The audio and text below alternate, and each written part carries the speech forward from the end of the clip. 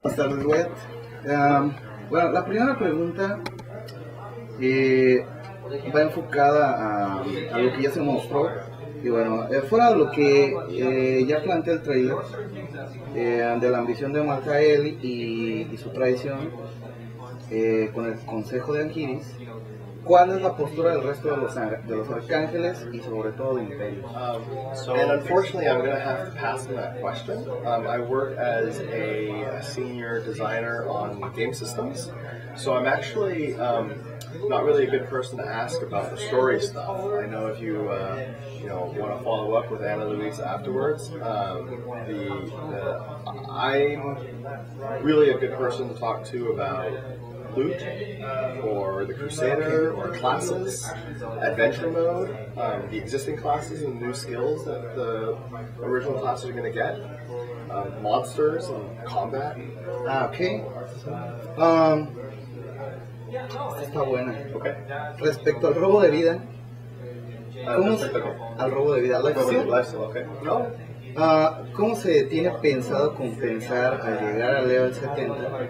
Que todo parece indicar que el robo de vida en nivel 70 queda extinto. ¿Cómo lo vamos a compensar con otras,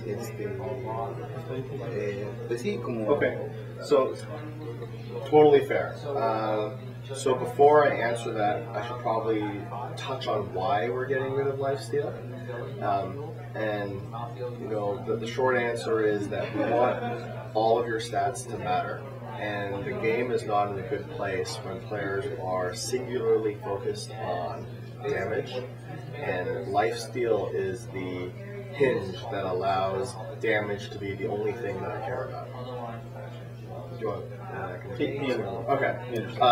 And then, as for what we're replacing it with, we're putting in, obviously there's all the existing stats like life on hit, passive life regeneration, life on kill, life for fury spent.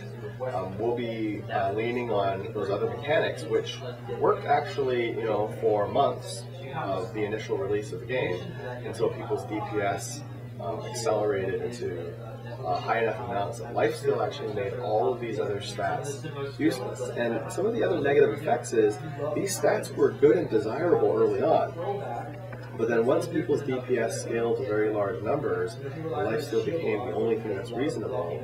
First of all, it had a distorting effect on the barbarian because he had access to lifesteal on his belt, whereas nobody else did. And it also devalued all of these other stats, which makes all your items look really boring. I mean, it feels unrelated when people ask me, what are you guys doing about trifecta items?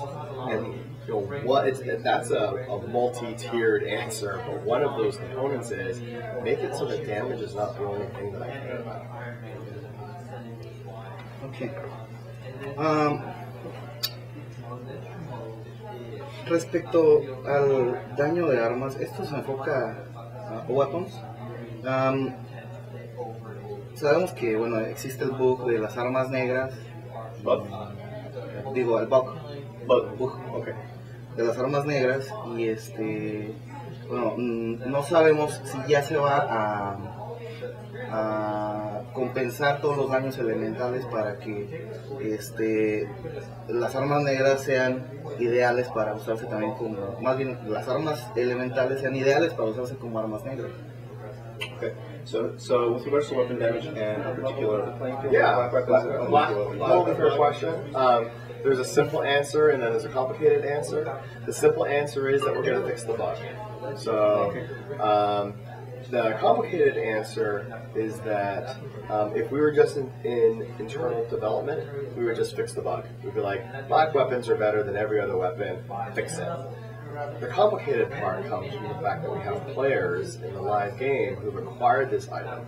They may have traded for this item. They may have paid real money for the item on the auction house.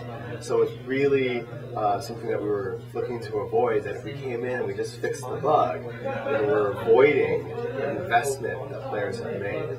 And that's why we actually didn't act. However, with Reaper of Souls, and Loop 2.0, all weapons that drop in Loop 2.04 will have the bug fixed. Those items are way better. So when people, well, not way better, but hopefully, you'll find an upgrade and you'll transition into a non-bugged version of the item. It's still going to be more powerful, but it's not going to have, each elemental effect should be able to be the same.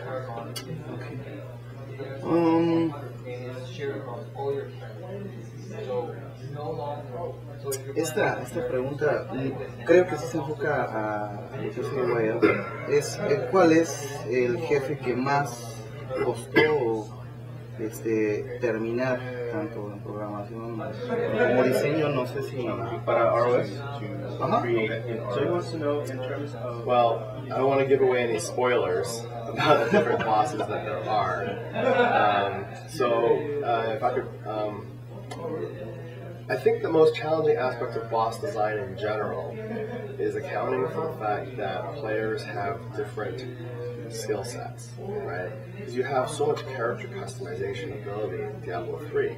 There's no way for us to know, we can't design a boss fight around you being able to teleport, because the player might not have taken a teleport or mobility skill, right? Obviously every class has access to things like vault or leap attack, but we don't want to force you to have to put that on your bar. So, in general, it's challenging across all bosses and all game mechanics to make sure that we can do things that are appealing to all classes with many, many different abilities. Tenemos la duda de si vamos a poder, pues más bien se va a incrementar la cantidad de jugadores en una partida. En este momento son 4, no sabemos si se va a poder. So with regards to great. The Reaper of Souls is 4-person co-op, and there's no plans to change that. I know some people would love to see more. We have strong reasons why we believe that 4 is the right number. A lot of it, we've mentioned before, has to do with the visual noise on the screen, and that's a very real factor. Already the screen can become a little bit visually noisy with all the effects going on, and when the game becomes too noisy, and in some areas I actually feel like the game risks that already, even with 4. I start to not care about what I'm doing. I just kind of say, damage over there, blah, right? I see stuff going on. I can't tell what's going on. I know there's monsters and something over there, just damage, right? And that's actually, I think, bad for the game. It's important if a monster is going to come in and do a big telegraphed attack, I need to be able to see it. If there's a summoner in the back, I need to be able to identify and prioritize it. It's not good for combat when people don't care and can't see what's going on. Sort of a second reason is that I want to feel like I'm contributing.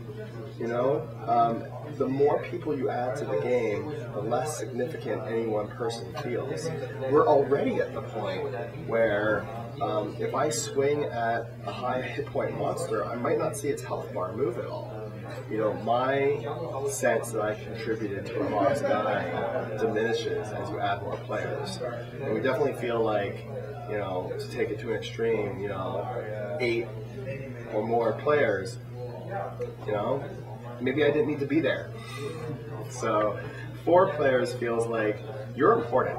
If you're going to be there, pull your weight. Be part of the team.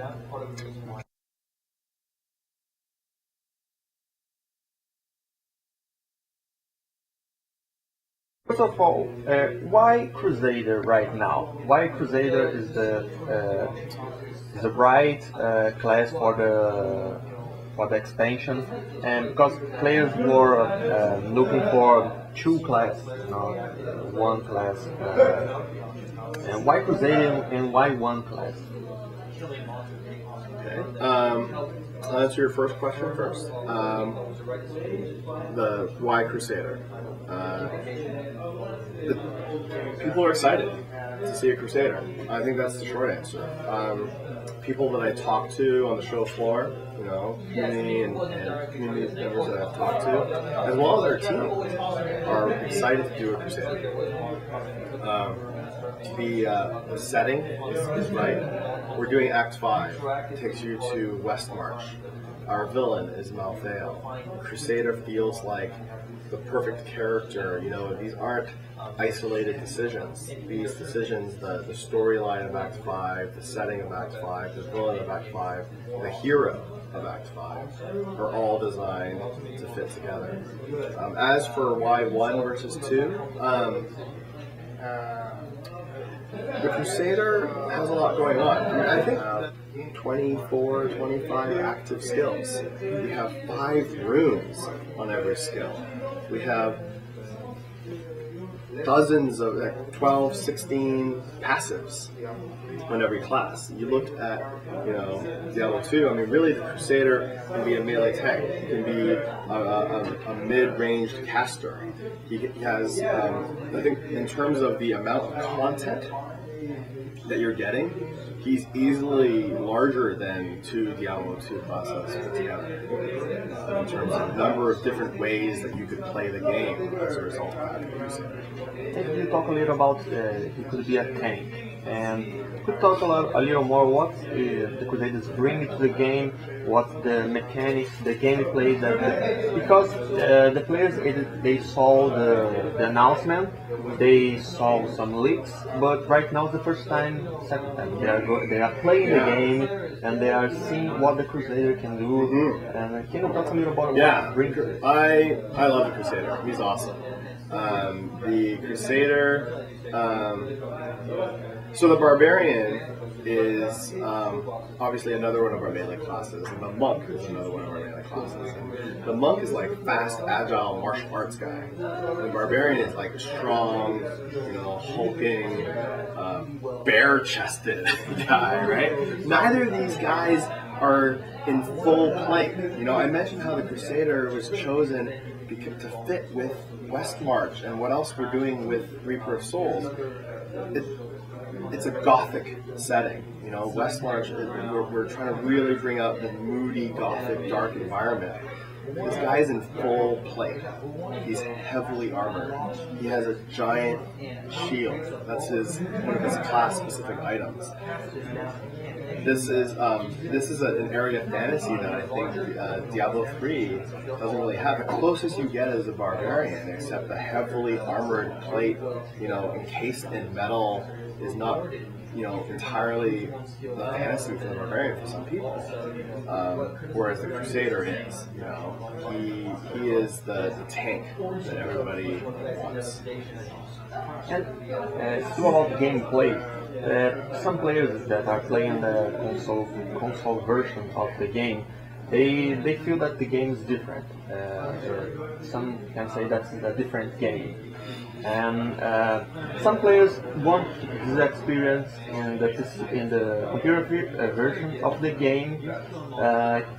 Can we expect some of these mechanics came to the PC version, or they could play with the keypad or something like that? Sure. I think that it's important to note that we're not porting Diablo 3 from one platform to another. This isn't just a straight port. This is the Diablo 3 reimagined on console, reimagined on PS4. So yeah, there are differences between the games, and that's because Blizzard really feels that each game should be the best it can be in that environment. In much the same way that if you were watching a television show and you were to take that to radio, you wouldn't just cut the visuals off and put it on radio, right? Or if you want to go vice versa, you have to redo the script. You probably have to re-record it. You have to change things around because the medium matters so much. PC is mouse and keyboard. That means I can do things like aim exactly where my Hydra is going to spawn. I can click somewhere and expect my character to pad around minor obstacles. On the console, I have controller. The inventory manipulation, the inventory management UI is completely different on the two games because the UIs are because the input mechanisms are so different. We also changed the camera angle. But you know, all that said, sometimes great ideas come from either side and go to the other. The Loop 2.0 is something we've been iterating on a while. We've gotten so much great feedback on Loop on the console, so that's an indication that we were on the right track. I mean, we were working on the PC version, and then we were working on console, and we made some changes to Loop, but not all of them. But people have responded so well to the Loop changes that did make it into the console version of the game. Really affirms that we're on the right track.